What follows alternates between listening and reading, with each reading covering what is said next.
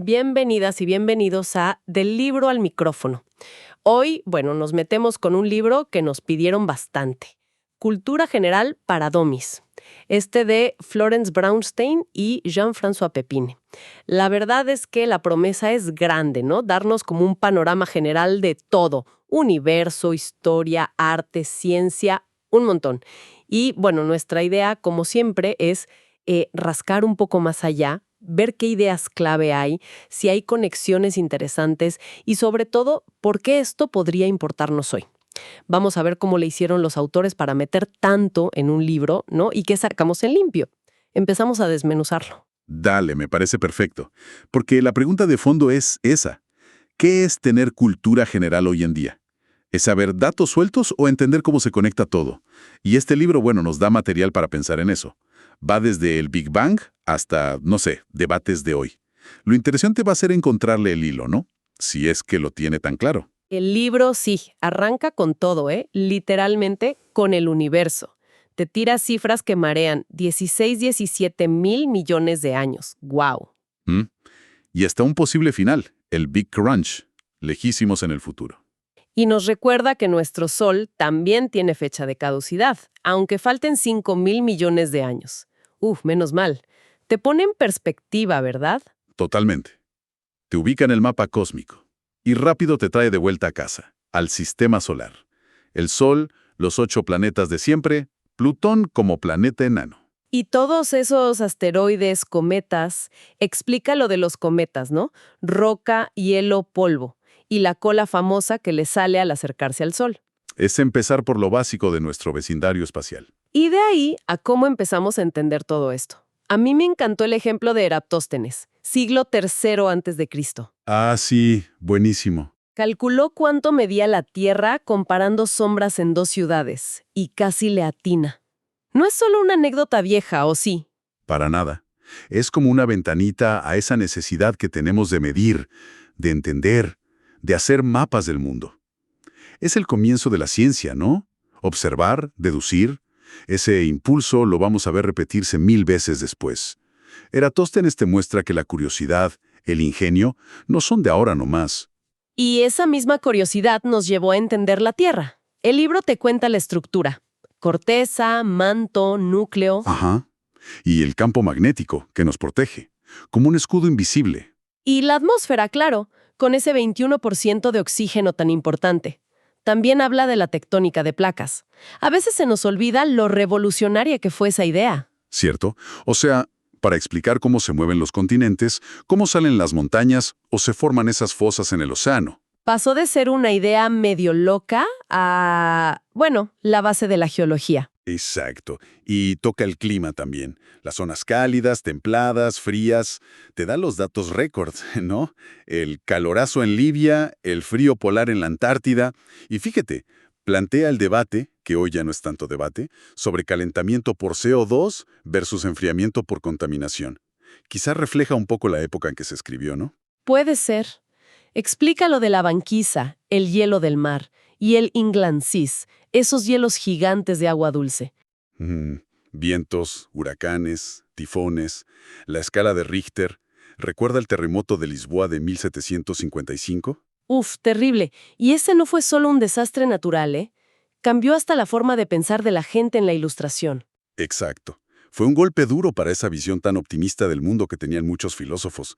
Y así, desde el planeta, el libro nos va llevando a la historia de nosotros, los humanos. Y qué salto, millones de años atrás. Menciona a Tumay en Chad, 7 millones de años. O lo de Atapuerca, en España. Piezas de un rompecabezas enorme.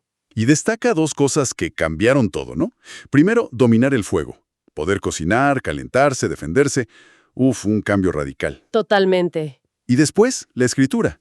Allá en Mesopotamia, 3300 a.C. Ese es el umbral, digamos, que separa la prehistoria de la historia, porque ya tenemos registros directos. Y aquí el libro se pone bueno porque saca cosas no tan conocidas, como la Guerra Florida Azteca, eso que contabas. Guerras para capturar gente para sacrificios. Otra lógica. Muy diferente, sí. O lo de usar el idioma navajo como código en la Segunda Guerra Mundial, y que nunca lo descifraran. Increíble. Son ejemplos geniales de la diversidad humana, ¿no? De culturas, de estrategias. Y después hace un recorrido, claro, muy rápido, por las grandes civilizaciones. Mesopotamia, sumerios, acadios, babilonios. Hammurabi y su código. Exacto. Que más allá del ojo por ojo, lo fuerte fue poner leyes escritas para todos. Buscar cierta igualdad, limitar lo arbitrario. Describe una sociedad ya compleja, jerárquica, con un rey casi dios, politeístas. Luego Egipto, me llamó la atención lo de Ramsés II reciclando monumentos, un capo del marketing político de la época. Jaja, sí, un adelantado. Y resalta lo de la mujer, que aunque no era igual, tenía más derechos que en otros lados.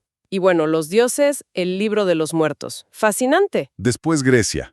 Héroes de leyenda, pero sobre todo, ese laboratorio de política.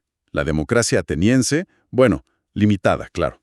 Sí, solo para hombres libres y con propiedades, pero igual. Igual fue un experimento radical. Figuras como Pericles.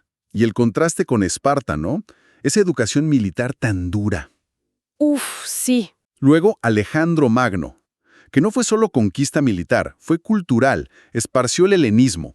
Y su mitología, claro, que sigue acá con nosotros. Y Roma, esa mezcla de mito, Rómulo y Remo, y pragmatismo total. El calendario juliano, que todavía usamos en parte. Constantino y el giro al cristianismo. La vida cotidiana, gladiadores, peleas de barcos, pero también las instituciones.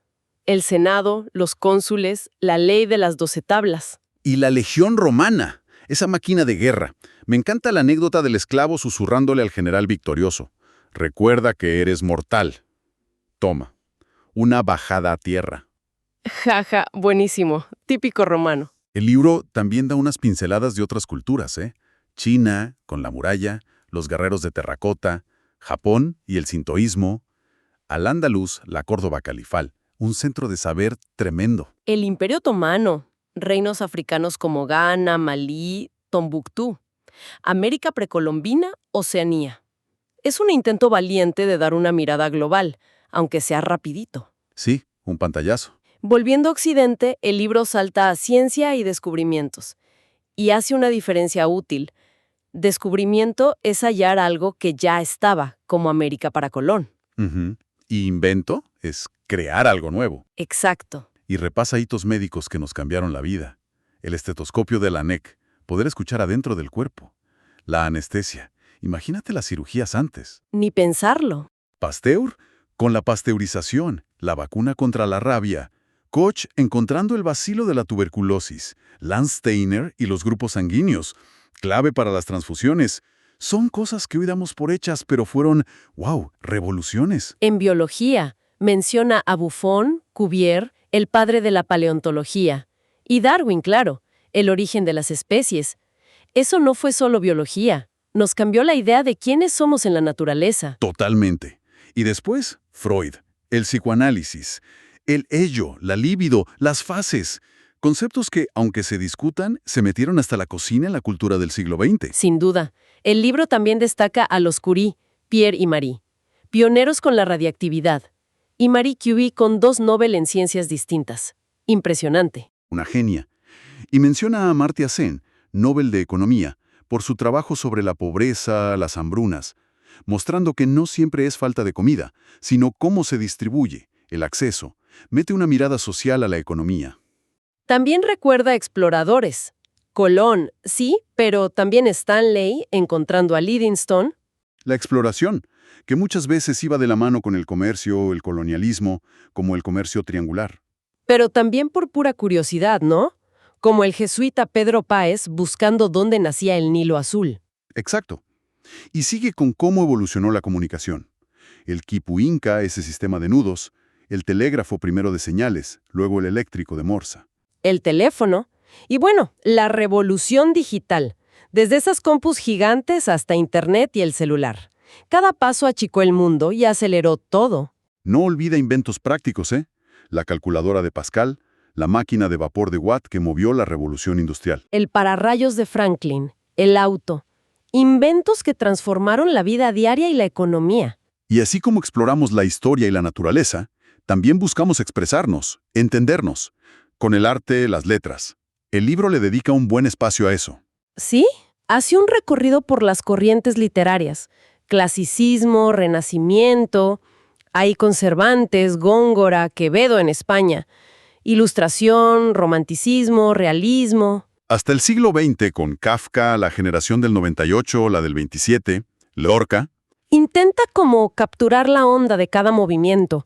Menciona géneros, la epopeya, la tragedia griega, la novela. Y hasta se asoma a cosas no occidentales, poesía china, el haiku japonés. Menciona obras clave como En busca del tiempo perdido de Proust, El arte de amar de Ovidio. Es un desafío resumir tanto, ¿eh? Uf, sí. Y lo mismo con la música, la danza, la pintura. Desde la Mona Lisa de Leonardo hasta las pinturas negras de Goya. Pasando por el impresionismo, el cubismo, Goya es un caso increíble de cómo evoluciona un artista, ¿no? De lo lindo y cortesano a lo oscuro, lo crítico. Total. Y la escultura. Miguel Ángel en el Renacimiento. Hasta Giacometti y su hombre que camina. Tan flaco. O Childa, con el peine del viento, hablando con el paisaje. Y la arquitectura. Pirámides, templos griegos, catedrales góticas, el Escorial. Intruye artes más nuevas como el cine. Desde los Lumière y Méliès hasta el neorrealismo italiano, el cine de autor. El teatro, desde Grecia hasta Beckett o Ionesco y su teatro del absurdo. Y la ópera, Verdi, Wagner, Rossini, es un bombardeo de nombres y obras, la verdad. Sí, es un montón. Y acá volvemos a la pregunta del principio, ¿no? ¿Sirve acumular todos estos nombres? Quizá lo valioso no es memorizar todo, sino entender que cada época, cada cultura usó el arte para explorar qué significa ser humano, la belleza, el poder, la sociedad. El libro te da como un mapa, ¿no? Un punto de partida para que después explores lo que te cope más. Y al final, el libro se mete con las grandes preguntas. El sentido de la vida, la fe, cómo vivir juntos. Repasa las religiones monoteístas. Judaísmo, cristianismo, islam. Textos sagrados, figuras clave, pilares. Menciona las divisiones internas también, suníes, chiíes. Explica la reforma protestante, Lutero, Calvino. Y se va a Asia. Hinduismo, con el karma, la reencarnación. Budismo y el nirvana. El sintoísmo japonés. Un vistazo a toda la diversidad espiritual que hay. Y la filosofía. Un viaje rapidísimo desde los presocráticos, buscando el origen de todo, como Tales con el agua. Sócrates y sus preguntas. Platón y el mundo de las ideas. Aristóteles y la lógica. Hasta las escuelas que buscaban la calma, como los estoicos o los epicúreos. Sigue por la Edad Media, intentando juntar fe y razón con Santo Tomás. La Edad Moderna con Descartes. Pienso, luego existo. Locke y el empirismo. La Ilustración con Kant y su imperativo categórico, esa idea de actuar como querrías que actúen todos, ¿no? El siglo XIX, Hegel, Marx y su crítica al capitalismo, Comte creando la sociología. Y el 20, Nietzsche, Ortega y Gasset. Es la historia del pensamiento en cápsulas. Muy condensada, ¿sí? Y relacionado, introduce las ciencias humanas, psicología con Freud, antropología con Levi-Strauss, sociología, arqueología, historia, disciplinas que nos estudian a nosotros mismos en sociedad, en el tiempo. Y cierra con política y sociedad actual. La democracia, cómo se organiza España, un guiño local, la Unión Europea, y debates que siguen hoy. Pena de muerte, aborto, eutanasia, matrimonio igualitario. Temas que nos tocan de cerca. Temas bien actuales, sí. Definitivamente. Cultura General para Domis le hace honor al nombre por lo amplio que es. Un viaje rapidísimo por siglos de conocimiento. Después de repasar todo esto, ¿qué nos queda? ¿Cuál es la perla para quien nos pidió que revisáramos este libro? Yo creo que lo más valioso no son los datos sueltos, aunque algunos son geniales. Lo fuerte es el intento, aunque sea por arriba, de conectar todo. Te obliga a ver que la ciencia afecta a la filosofía, que la historia deja marcas en el arte, que la religión forma sociedades, que el saber no son islas separadas, ¿entiendes? Claro. Entender a Eratóstenes, como decíamos antes, no es solo saber un nicho, es entender una forma de pensar humana que sigue viva. Entonces, el valor de la cultura general hoy sería esa habilidad de conectar, de ver la foto completa. En un mundo tan hiperespecializado donde cada uno sabe muchísimo de algo muy chiquito, ¿Sirve todavía esta mirada amplia? Esa es para mí la pregunta clave que te deja picando el libro, quizás sin querer. No es ser un sabelotodo, es tener referencias para entender mejor este mundo complejo, para darle contexto a las noticias, para valorar la diversidad, para poder charlar con gente de otros palos. Quizá la cultura general hoy es menos un depósito de datos y más una caja de herramientas para pensar críticamente, y eso, conectar ideas. Una reflexión súper interesante. Quizá el valor no es saber todo lo del libro, sino entender por qué esos temas, del Big Bang a la ética, se consideran parte de nuestra herencia y nuestro presente. Exacto. Y eso nos lleva a una última cosa para quien nos propuso esto. ¿Qué conexiones les saltaron a la vista al leerlo? ¿Qué tema le dio curiosidad para meterse más a fondo? Porque chance ese es el verdadero objetivo de un libro así, ¿no? No ser el final del camino, sino abrir puertas a muchos mundos del saber. Una excelente invitación a seguir buscando. Esperamos que este paseo por cultura general para dummies les haya resultado estimulante y les haya dado nuevas ideas sobre el valor de mirar un poco más allá de lo nuestro. Esto fue Del Libro al Micrófono. No se olviden de seguirnos en las redes sociales para seguir descubriendo juntos el mundo a través de los libros. Hasta la próxima.